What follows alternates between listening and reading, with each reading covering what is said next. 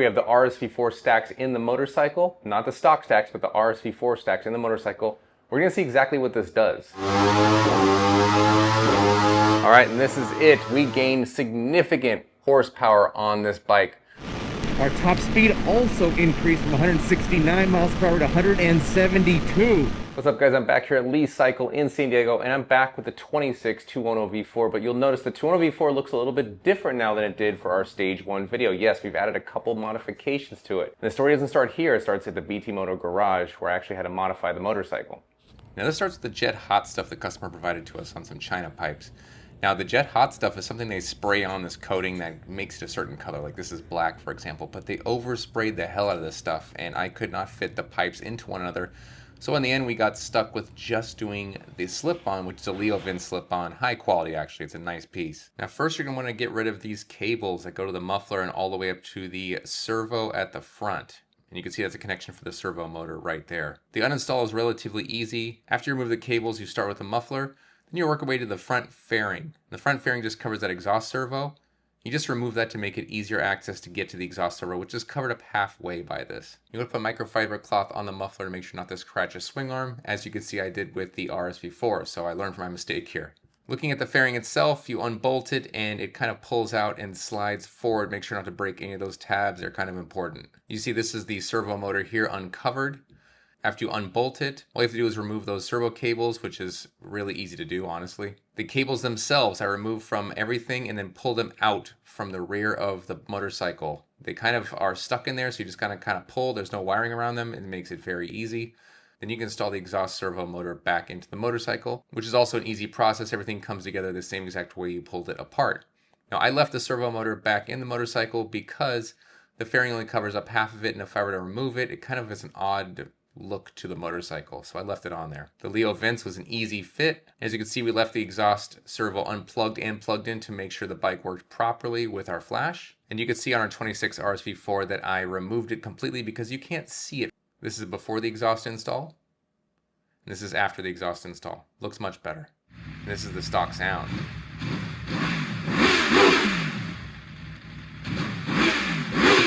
And this is modified.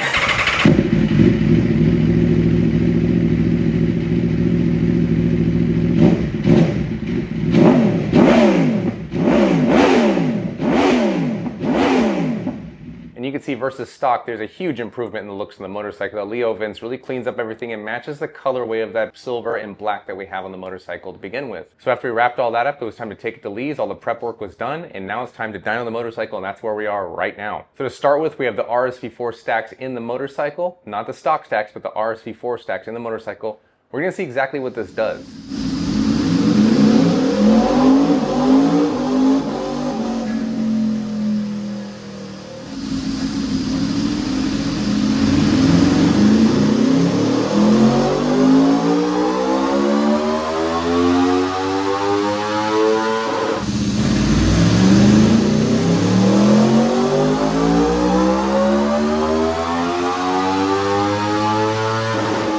Okay, RSV4 stack testing is done, and this is what we got right here, guys. So we came in here with the file that we had before. The fueling was barely off between the two, but you can see the blue line here being the RSV4 stacks, the red line being bone stock 26 210 V4 stacks. And with the RSV4 stacks, we are losing power everywhere. You can see here, this is 10 wheel horsepower we've lost in the mid-range. The only place we're gaining is up the very tippy top right there. And that's not a place where a whole lot of 210 users are for the most part. That's 4-wheel horsepower we gained in that area.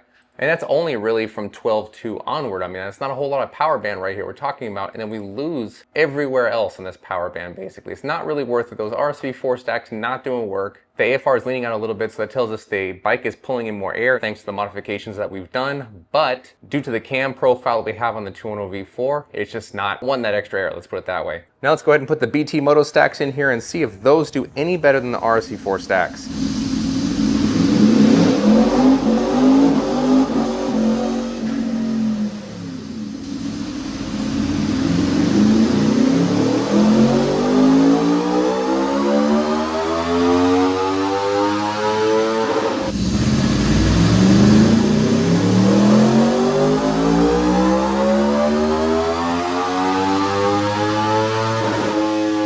BT Moto dyno testing is done, and let's check it out. We are looking at worse numbers than we did actually with the stock RSV4 stacks. Now keep in mind guys, this is just testing. We haven't even made velocity stacks for the 26-210 V4 as of right now. We're just testing different velocity stack lengths and seeing what the bike responded to see if it was even worth putting a whole lot of R&D into. And we want to be completely transparent with you guys on our testing. So you can see this is a big L right here for the RSV4 stacks, and I had to hack them up. I mean, I spent probably 30 minutes just hacking up those stacks that actually fit into the airbox. And then we're only dealing with like a little bit of return here, 3-wheel horsepower, and we're losing massively everywhere else. I mean, that's almost 10-wheel horsepower right there. I'm sorry, that's 11-wheel horsepower right there. So that's definitely a big L. So what we're gonna do is we're gonna put the stock velocity stacks back in here with 91 pump gas and see exactly how much power we make with the modifications that we've done with stage 2.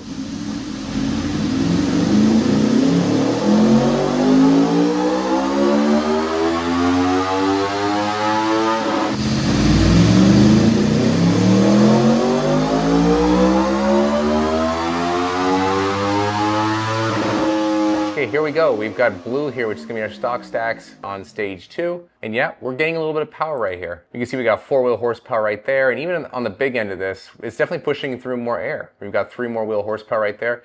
Everywhere it's gaining just a little bit of power here and there, and it's not losing anything in the mid-range or low. So it's definitely doing work. I mean, yeah, we're seeing 2-wheel horsepower here, but at the top here, we're definitely seeing more than 2-wheel horsepower. So now we got some good quantifiable gains here with stage 2, just a few wheel horsepower, but on a 210, every horsepower counts. Now it's time to go ahead and drain the fuel out of here. We're gonna put some VP race fuel in the bike. Then we're gonna see how much power we can max this thing out at.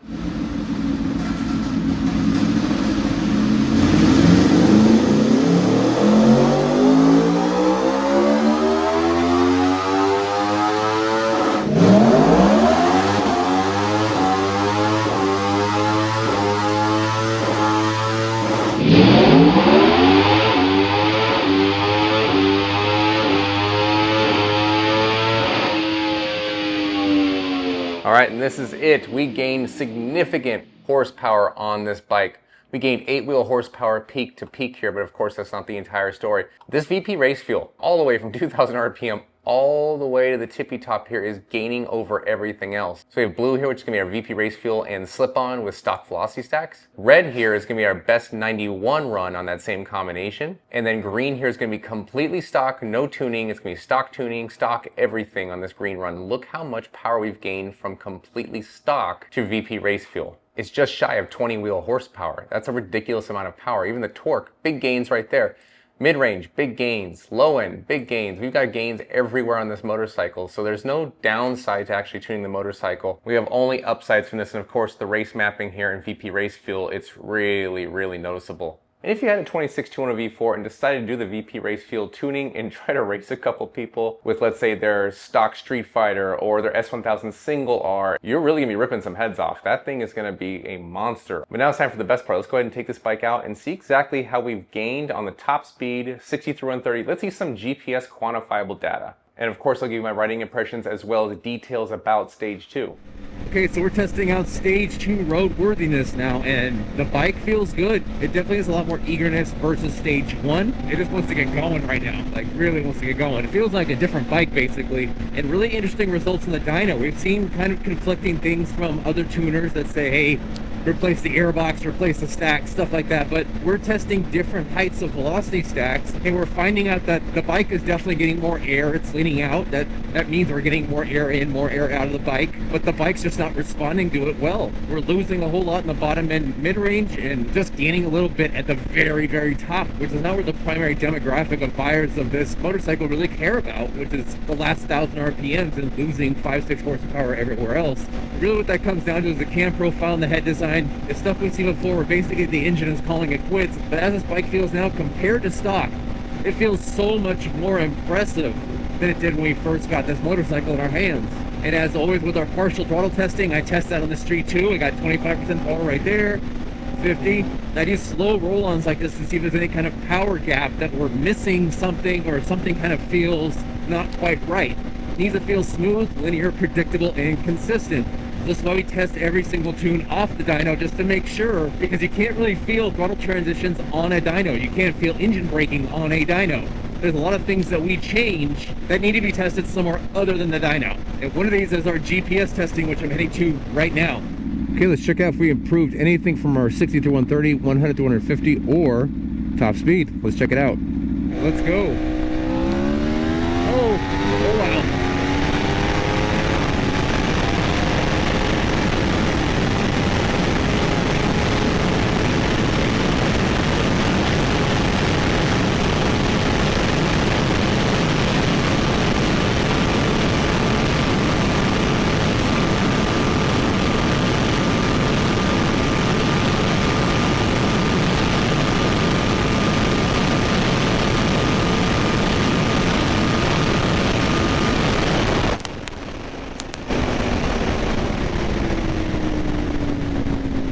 I actually hit the limiter. I hit the limiter on the bike. And you saw it, that was a 5.3 versus our stage 1 5.4, which is a tenth of a second faster. And we also saw a 6.8 100 to 150 versus 7.1, which was our stage 1. Our top speed also increased from 169 miles per hour to 172. So we're just seeing quantifiable gains everywhere that match the gains we saw on the dyno. And I gotta tell you, this Leo vent slip-on we have on the bike, it sounds great. This sounds amazing. In fact, I would probably leave the bike as is, not get rid of the cat, just leave it all together. This bike is a powerhouse as it sits. And with this setup right now, you're definitely beating an S1000 single R with velocity stacks, not a problem. You're beating stock Street Fighter V4s, no problem. Stock meaning no tuning, nothing like that. This bike will definitely surprise a few people if you go out and try to hurt feelings with it. And with adding all that power, we still have rideability that's unchanged, meaning it's a very good, predictable, consistent rideability. And if you don't want the bike maxed out, you can of course change your settings. I can go to tour mode right now. Bike feels nice and lazy, lethargic. It's definitely not as eager with the throttle, so we retain all the settings that we have on the motorcycle. We don't alter anything to the point where all the modes are the same and you're gonna get the same feel for everything. You can still do your custom settings on every single mode. One last thing I wanted to point out to you guys, you probably noticed a little gear wrench right here. That's not due to our tuning. That's not an error whatsoever. What that is actually service. So we have this bike, it's basically new. We went over the 600 mile marker while testing the bike, and that's why that wrench is there. So the first service is due right now. Perfect timing because the testing's done. We can dump the oil, get some fresh stuff in there, and she's good to go for whatever the owner wants to do with her. If you guys have any questions about our race calibrations or track calibrations, go ahead and email or call us. We can give you some specifics on that. We can give you more specifics or whatever questions you may have, we can answer. So I think that's gonna do it for this one, guys, and I'll see you in the next one.